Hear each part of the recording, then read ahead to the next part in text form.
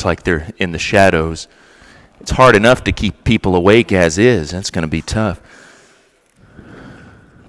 I think they're all on. I think we just got some burned out, so we'll have to get in here and get that fixed as soon as possible, I guess. But with all that said, let's go ahead and get started this morning. We don't have a PowerPoint today. We should have one again next week. I didn't do one today just because of the nature of the material that we're covering. We're starting a new study today, as I've been promising that we were wrapping up that study on questions and answers. Well, we're done with that, and we're starting something new today. And we want to begin a study of the letters of John, 1st, 2nd, and 3rd John. Now, we'll primarily be looking at 1st John, obviously, just because of its length. It's 5 chapters. Those other 2 books, 2nd and 3rd John, are a couple of the shortest books, really the 2 shortest books in the New Testament. But that doesn't mean that there's nothing to say about those 2 letters. And we shouldn't just treat them as afterthoughts. We'll talk about that more towards the end of class, but even though the reason I wanted to study this was primarily due to 1st John, those other 2 are related to the same thought world, and so we're going to look at all 3 of them. These 3 books clearly come from the same hand. They're all thematically related. You find the same concepts appearing over and over again.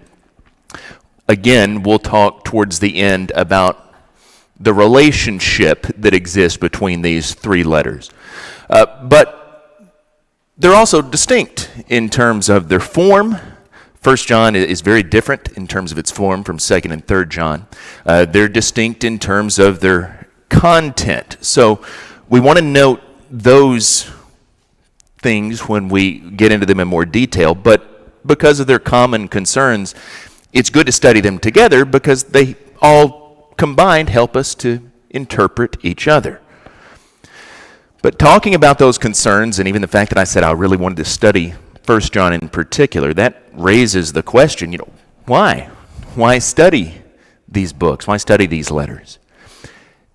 Maybe we don't typically think about those sorts of questions. I don't know if you do or not when you're trying to decide what you want to read or in the Bible or what you want to study on your own, or when you ask why a preacher or a teacher picked out a particular text. After all, this is part of the New Testament. We're people who believe that the Bible is God's Word, so maybe that seems like a silly question. Well, of course we should study it. It ought to be self-evident. This is important. It's all important. And that's true. But I guess my point is there are a lot of other books, 66 of them. So why these? Why now? What's the significance of these 3 brief letters? The New English Bible, that's a translation most of us probably haven't used. It wasn't terribly popular. It came out about 1970, I think, and it was a British translation. Never really caught on here or over there. But the New English Bible gives a sort of subheading right at the beginning of 1st John, and it calls it Recall to Fundamentals. I think that's a good way of summing up the contents of 1st John. Really, not only 1st John, it's appropriate in a sense for all 3. They're all concerned with the fundamentals of Christian belief, of Christian life. And so in that sense, why study these? Why are they significant? Well, you got a short sort of foundation here for really all of the other books of the New Testament. It can help introduce us to concepts or remind us of things that are going to be important and further our studies elsewhere. Do you want to know God? Do you want to know the truth? Knowing God truly is really the overarching theme of all 3 of these letters. And in fact, it's the theme of John's gospel in many ways as well. If you go back to John, This is the Gospel of John, chapter 17 and verse number 3. This is Jesus speaking. And Jesus says, "This is eternal life, that they know you, the only true God, and Jesus Christ, whom you've sent." Jesus says this is eternal life, that they, talking about his disciples, know you, the only true God, and Jesus Christ, whom you've sent. That sounds very much like what we read in 1 John chapter 5 and verse 13, where he gives us sort of the thesis statement or his purpose for writing this letter. "I write these things to you who believe in the name of the Son of God, that you may know that you have eternal life." There is only one true God. And that's a strong claim that John and that Jesus makes in an ancient world that's full of all sorts of competing polytheistic religions, all sorts of philosophies that are competing side by side for their place as effectively religions or as worldviews. But what that points out to us is that that ancient world is not so very different from our modern world in many ways, is it? There are many diverse views of God today, many of them actually conflicting. That is, they can't all be true because they say completely opposite things about who God is and what his nature is and what his expectations are. We live, in that sense, in spiritually confusing times. And I think that's only likely to increase, as we've talked about before, in a post-Christian society where even if your average person wasn't exactly a devout Christian, there was a time when we could take it for granted that we all at least shared a basic sort of framework, a basic worldview. We all kind of had these common cultural assumptions. That's not the case anymore. And so this confusion is only likely to increase in our ever more religiously pluralistic society, not just religiously, all sorts of viewpoints that are out there. We all know that there are many people in the world that believe that it doesn't matter what anyone believes about God as long as they're sincere in that belief. And that's the one real litmus test. But can all religious claims really be true? Yeah, no, Andre's shaking his head. No, of course not. We know logically that can't be true. When you've got the claims of Eastern religions about things like reincarnation of the soul, to New Age mysticism, to other religions, Islam, Judaism. We've got synagogues, we have mosques, we have temples.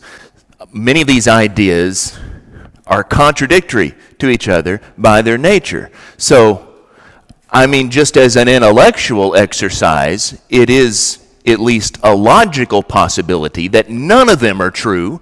Now, I'm not saying that I don't believe Christianity is true. I do, but I'm talking logically. It is possible, it's conceivable, that none of them are true. But it's not possible that they're all true because they're making mutually contradictory claims.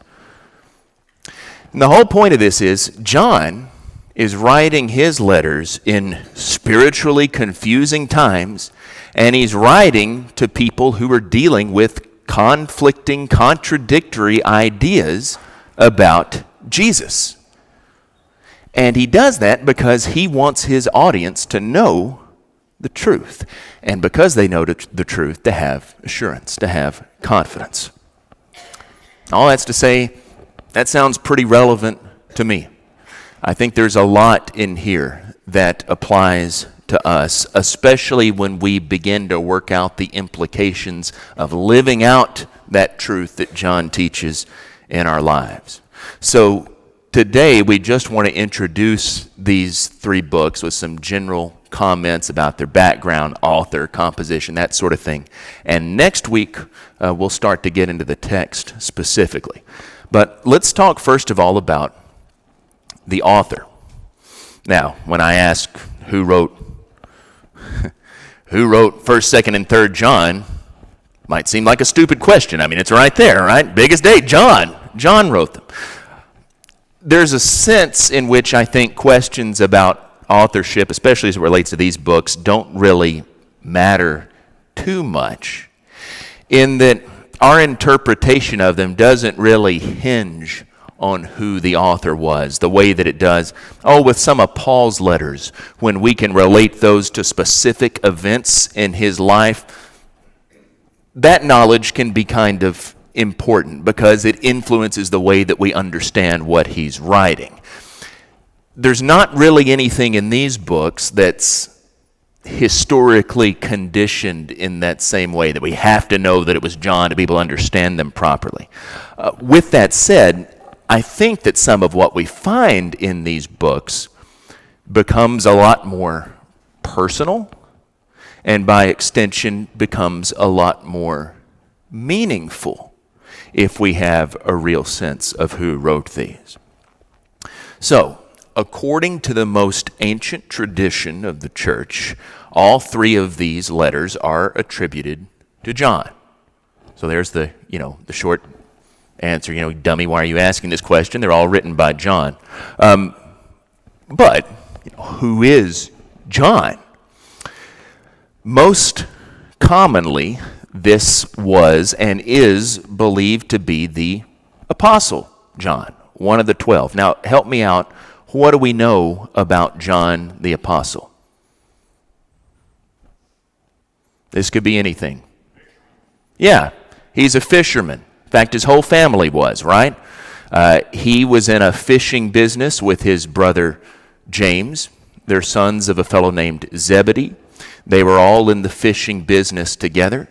And in fact, we learned from Luke chapter 5 and verse 10 that they were actually partners in the fishing business with Peter and Andrew. So they were all in this together, all fishermen. What else do we know about him? Yeah, he's part of Jesus' inner circle, along with those same fellows we just mentioned. His brother James, along with Peter, to a lesser extent, Andrew. He's kind of on the periphery in there. Sometimes it's those inner 4. More often, it's those inner 3. So he's privy to some things that not everyone else among the 12 was, right? He got to go along and see some particular healings of Jesus and miracles that others didn't.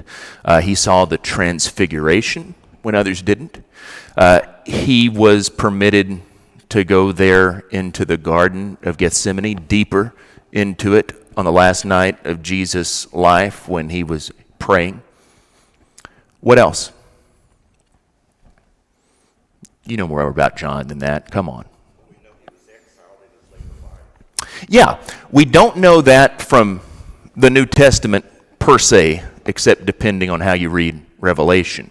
But that is also an ancient tradition of the church, that John in his later life lived in Ephesus, that at some point during the reign of the Emperor Domitian, who reigned from 81 to 96, that John was exiled to the Isle of Patmos, just off the coast there, basically, of Asia Minor. But he was exiled there as part of a persecution that broke out against Christians. That after Domitian's death, he actually came back to Ephesus, lived out the last few years of his life before he died sometime in the reign of the Emperor Trajan, so sometime after 98. That's a pretty strong tradition. He's associated prominently not only with that exile, but with the city of Ephesus in particular in ancient tradition. He's the longest lived of all the apostles, according to tradition. He's the only one that died of old age rather than dying a violent death of martyrdom. What else? I think there are a few other things worth noting about John.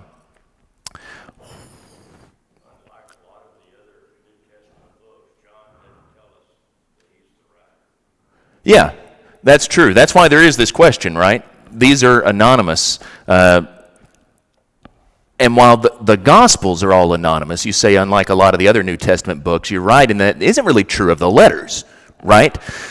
Letters usually aren't anonymous by their nature. Paul always identifies himself. Jude, James, we all have an identification here. Peter, in fact, the only other exception to this, I suppose, is Hebrews, where we also have some discussions about who the author is. It's also worth noting about John, I think, for one thing. Well, he was a disciple of John the Baptist, it seems, initially, back in John chapter 1. That Gospel of John is also attributed to him, even though it too is anonymous. But usually he's identified in the Gospel of John by what title? The disciple whom Jesus loved, right? We usually consider that to be an oblique reference to the author, to John. He doesn't identify himself by name in John chapter 1, but he's mentioned there, Andrew and another disciple, or disciples of John the Baptist. John is that disciple who Jesus loved, and he comes to be associated with that idea of love. But in his youth, he was a firebrand. If you remember, Jesus nicknamed John and his brother James the sons of thunder. And we have a pretty good indication of why that is in Luke's gospel when Jesus is on his way to Jerusalem and they're going through Samaria and this village shuts their doors up against them. They won't let Jesus go through. And James and John say, hey, let's call down fire from heaven and destroy these guys. That gives you an idea of his mentality. It's very different from what we think of him as an older man. These books likely written towards the end of his life, probably in Ephesus. But all that, I think, as I said, considering what we know about John, that does make these more personal and more meaningful. When, as we're going to see, he talks about being an eyewitness. When he talks about some of these great themes that we've already hit upon, and we'll talk about more in a minute. But as Ken pointed out, neither the gospel nor any of these letters include his name. The gospel, this first letter, are completely anonymous. 2nd and 3rd John identify their writer only as the elder. We don't know who else he may be. But the original recipients obviously knew the author, and it's based on that testimony that they ascribed it to John. The only potential problem with identifying this with the John of the Gospel is that John was a pretty common name in the first century. We have a couple of them in the New Testament, right? You have this John. Well, you also have John Mark, for that matter, even though we know him better as Mark. But then you have famously John the Baptist. It can actually get kind of confusing if you're teaching through the Gospel of John chapter 1, because you got John the Baptist, you have John the Apostle, who is implied to be one of his disciples at that point, and then sometimes you might be referring to the author, John, same John, but from a different perspective. So if you just start generically talking about John, I've had times when people get very confused, if you're not careful, about who it is that you're referencing. So all that's to say, some people early on came to doubt if this fellow, the elder, in 2nd John and in 3rd John, was the same man as the apostle. Even though they attributed it to John, there was this discussion, is there a different man, John the elder, as distinguished from John the apostle? This mostly has to do with how we read a fragment from a fellow named Papias. Papias was the bishop of Hierapolis in the 2nd century. He was a companion, or at least he knew John in his youth. He lived from about the year 60 to about the year 120, I believe. But he was described as someone who heard John as a companion of Polycarp. We'll mention that name again in a moment. That's a name you probably have heard of.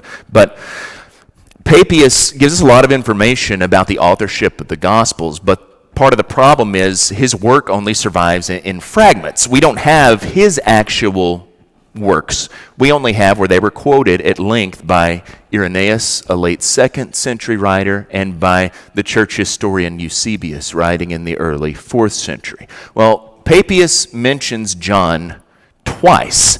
And in this context, he talks about John, first of all, as a disciple of the Lord. And then just a couple of sentences later, he talks about him as an elder. Eusebius, the church historian, interpreted that to mean that there were two men named John, the apostle, the disciple John, and John the elder. And so, in his view, one wrote the gospel, and the other wrote the letters and Revelation. But the problem is, Papias also refers to Peter and to James elsewhere as elders, so that suggests that he doesn't view these as exclusive terms, that apostles can be elders too. Also, there's a question about his relationship to John. As I already mentioned, he heard him, and so he talks about the elder John saying in the present tense as if that's something that he's heard him say while he's writing. So, all that's to say, a lot of people have suggested that Eusebius read this wrong and that there's not two, it's just one man named John, the apostle, elder, same guy. He's just referring to him in different ways. And the only reason this becomes kind of controversial is, in the last couple of centuries, it's common for critics to go and try to seize on anything except the traditional author. But against this, you have the testimony of Irenaeus, a fellow I already mentioned. Irenaeus wrote in the late 2nd century. Irenaeus knew Polycarp when he was young, and Polycarp actually was a disciple of John. And so you have this sort of direct chain of transmission here. He says the Apostle John unequivocally was the author of these letters, and that was the consensus view of the church fathers. So, all that's to say, we don't have any good reason to doubt that traditional attribution, that all these were written by the Apostle John. And I went through that. I think it's kind of important. Just, as I said, our interpretation doesn't hinge on this. But it's worth noting the writer himself actually claims to be an eyewitness. That's the way he starts off. 1 John chapter 1, verse 1. That which was from the beginning, which we have heard, which we have seen with our eyes, which we looked upon, and have touched with our hands concerning the word of life. The life was made manifest, and we have seen it, and testified to it, and proclaimed to you the eternal life, which was with the Father, and that was made manifest to us. That which we have seen and heard, we proclaim also to you, so that you too may have fellowship with us. And indeed, our fellowship is with the Father and with His Son, Jesus Christ. And we're writing these things so that our joy may be complete. The writer claims to be an eyewitness. He uses all these sensory terms. We've seen it, we heard it, we touched it. And that becomes that much more meaningful if this is, in fact, John the Apostle who was with Jesus day by day for 3 years. Beyond that, the letters contain an air of authority that seems to fit with an apostle. You repeatedly find the address, my dear children, or my little children, over and over again. Chapter 2, verse 1, he addresses them, my little children, for instance. You can look and see other places. Verse 18, children. These are just jumping off the page to me now. He expects to be heard and obeyed. Chapter 4, verse 6, we are from God. Whoever knows God listens to us. Whoever is not from God does not listen to us. By this we know the spirit of truth and the spirit of error. So he refers to his audience more than once in all three of these as children.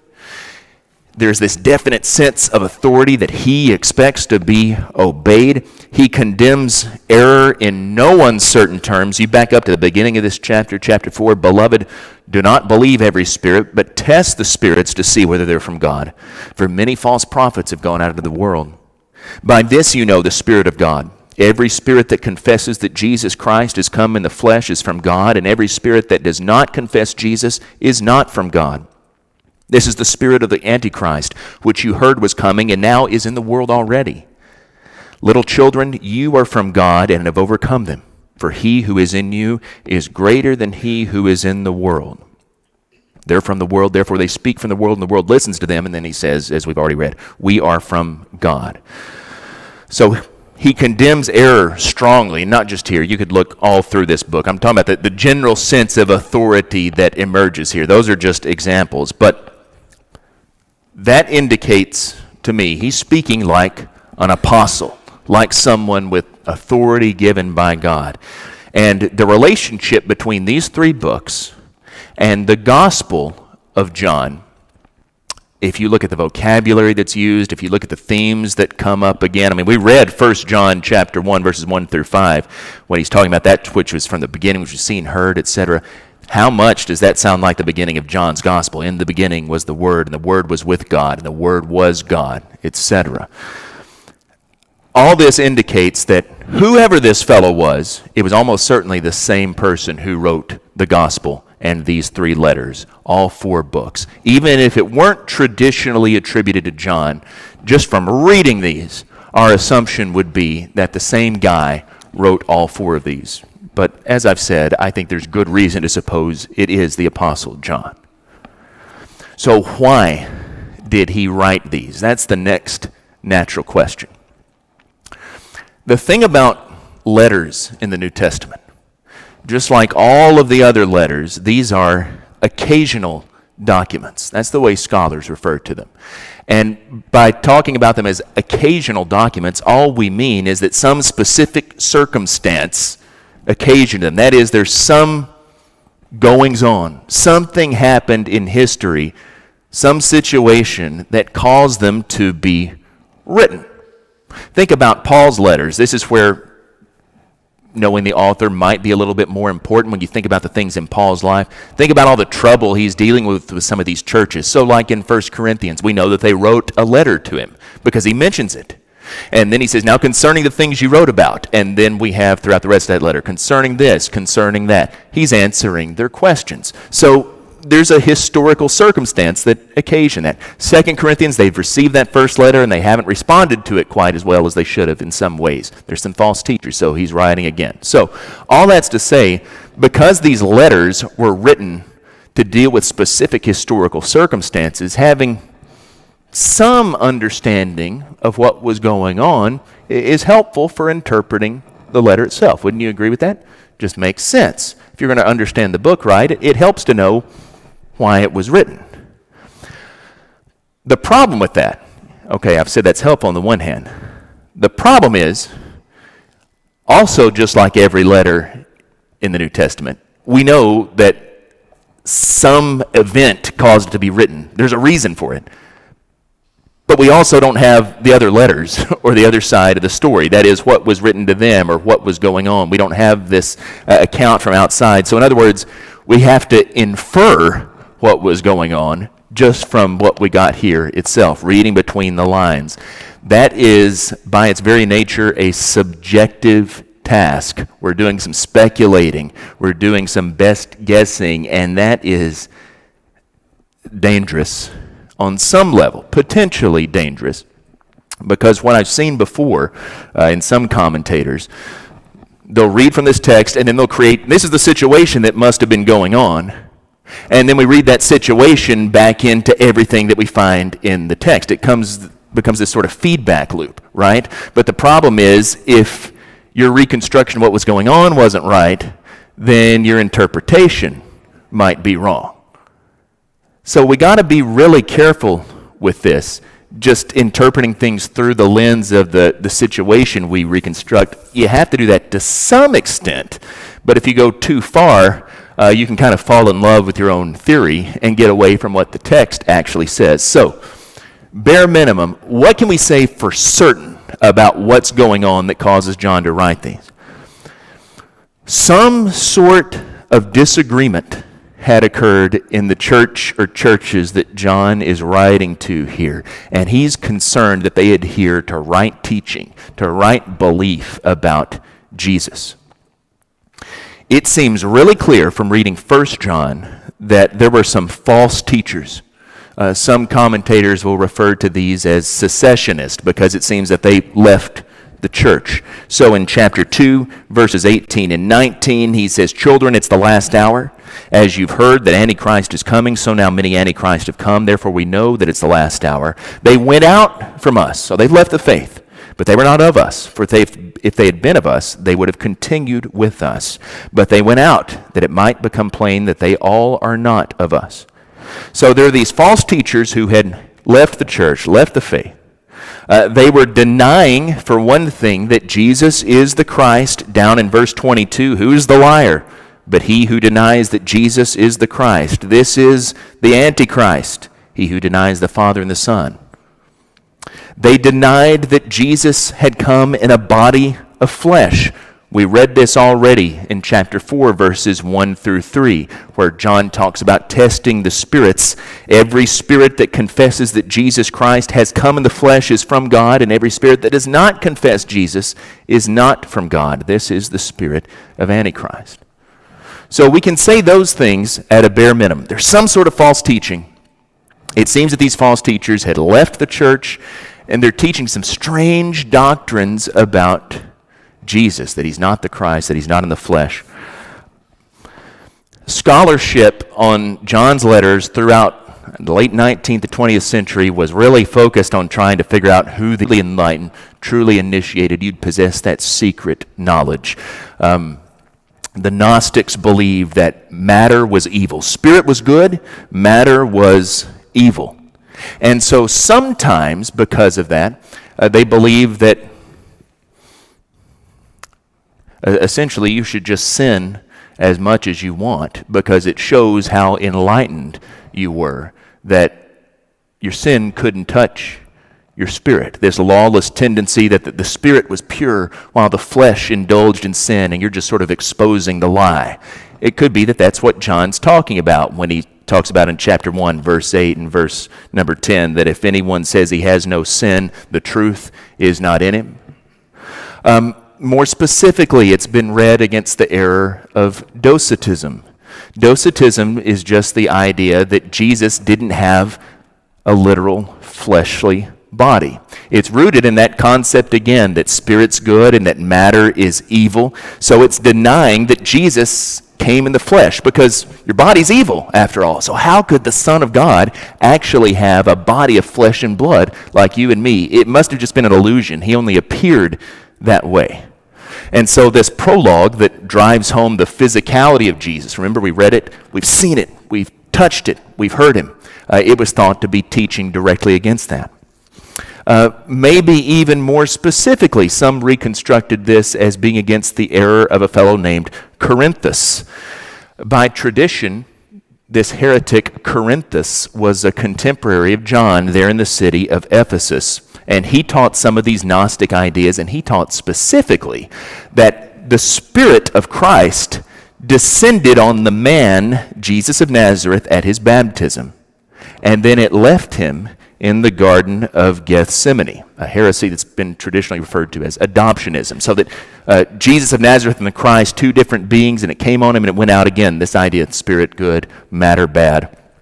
According to Irenaeus, the story, I don't know if this happened or not, but it said that John, when he's an old man, he's going there into the bath in Ephesus, and as he's going there into the public baths, he saw that Corinthus was in there, and he ran away saying, and I'm paraphrasing, but saying, let's get out of here because the walls are liable to fall in with Corinthus in there.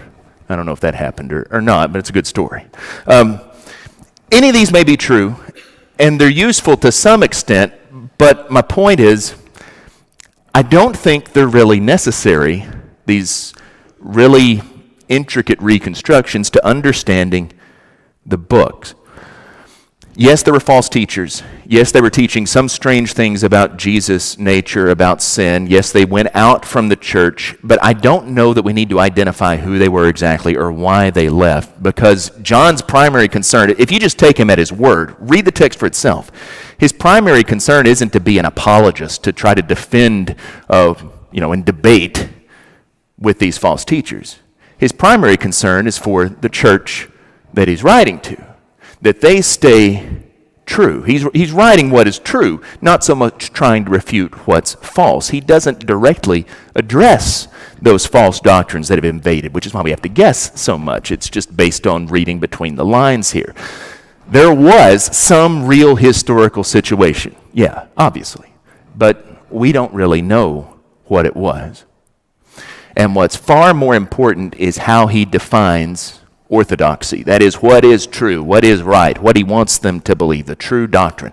He emphasizes certain themes over and over and over and over again in all three of these letters. And yeah, it argues against Corinthus, against Docetism, against Gnosticism. Sure, all those things could be true because they contradict it. But what he has to say contradicts a lot of false doctrines taught through all time, including our time today, which is again why it's relevant. So, what are those themes that emerge repeatedly in these letters? There are three, really, I think. We've already kind of touched on a couple of these. Now, this is kind of putting you on the spot. It's not really fair because we haven't read or studied these yet. But just based on what you know at 1st, 2nd, and 3rd John, can you think of any themes that really stick out from these letters? We've mentioned one a lot already.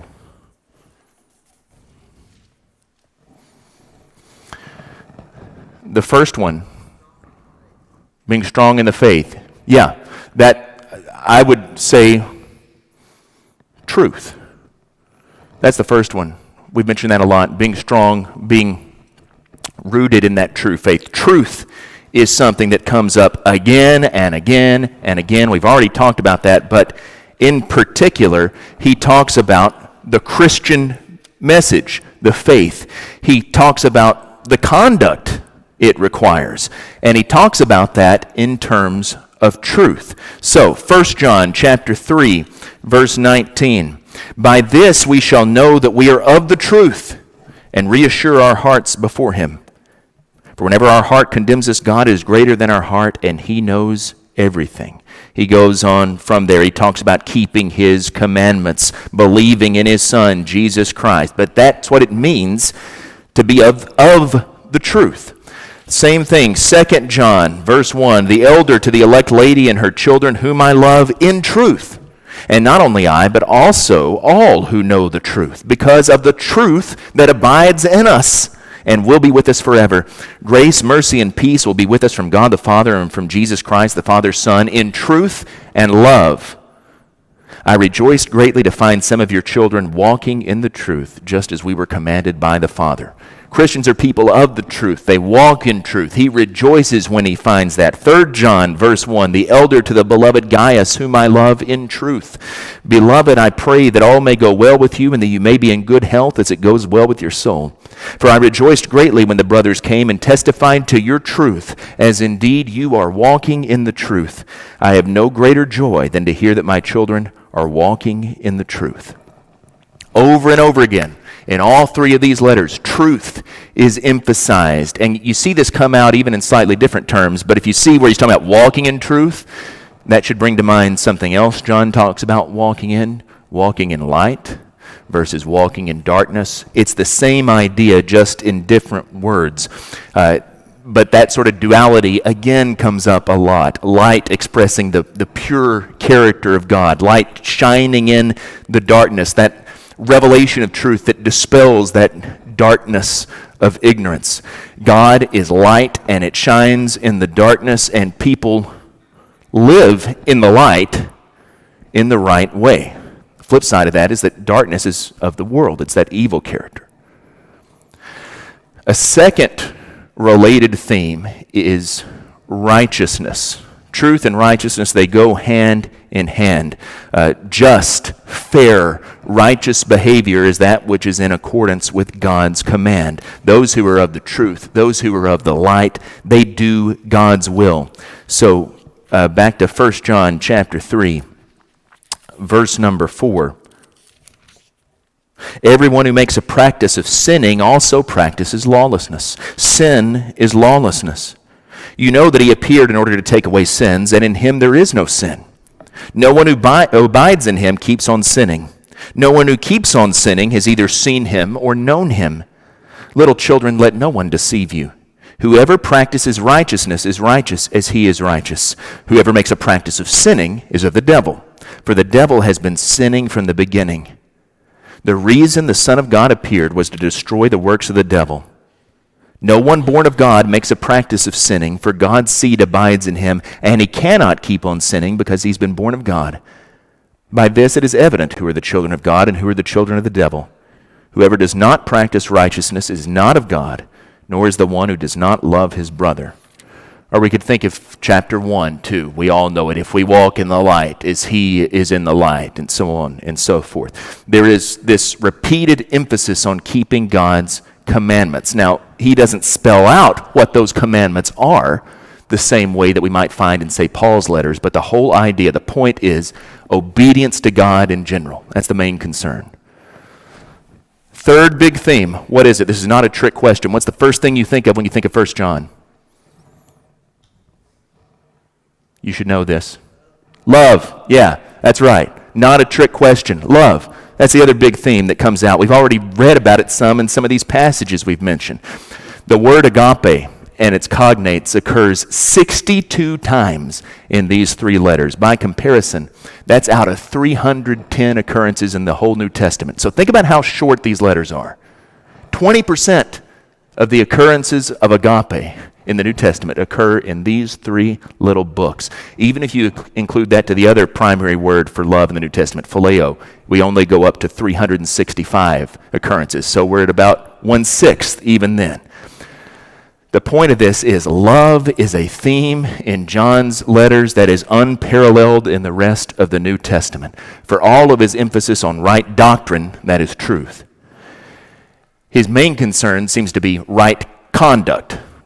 But that's not just righteousness, but conduct that's rooted in the love of God and in the love of others. We could talk a lot more about that, and we're going to. We're almost out of time. I'll just say as we close here, these themes, truth, righteousness, love, they reverberate throughout all three of these letters. It's clear that they all came from the same hand, that they all emerged because of the same circumstances, whatever they were. It's difficult for us to know the precise relationship between these letters because the first one's really more like a sermon or a treatise. It doesn't have an address, it doesn't have personal remarks, but we read a good bit of the second and the third one already. Those seem more like what we would consider letters. And so you have proposals ranging from everything that 2nd and 3rd John and 1st John, they were all written simultaneously. 2nd and 3rd are like cover letters to the fact that 2nd and 3rd John were written first. They're dealing with a problem that 1st John has to deal with on a broader scale because it's finally blown up. Or maybe 1st John was written first. It was sort of preached in the church, and then the other two were written to follow up. We don't know. I'd say probably the order of them has as much to do with the length of them as anything. But my whole point with that is that because of its length, the longer one, 1 John, is kind of overshadowed those other two. We don't think about them very much, especially if we study through the New Testament in order. We read 1 John and then, 2nd, 3rd, okay, let's get those out of the way. That's a pity because they actually have some relevant material in themselves. So all that's to say, I don't know exactly what order they were written in, other than the fact that they were dealing with the same situation, written at approximately the same time. We're going to turn it around. Because these are related, we're going to study 2nd John first, and then 3rd John, and only then are we going to go back and study 1 John, because they all deal with these same themes. 2nd and 3rd John serve as good introductions to the material we're going to find in 1 John, and we might just totally overlook them if we didn't look at them first, I think. So, all that's to say, next week we're going to jump into the text of 2nd John. Anybody question, comment? Perfect timing. Okay, thanks for your attention this morning.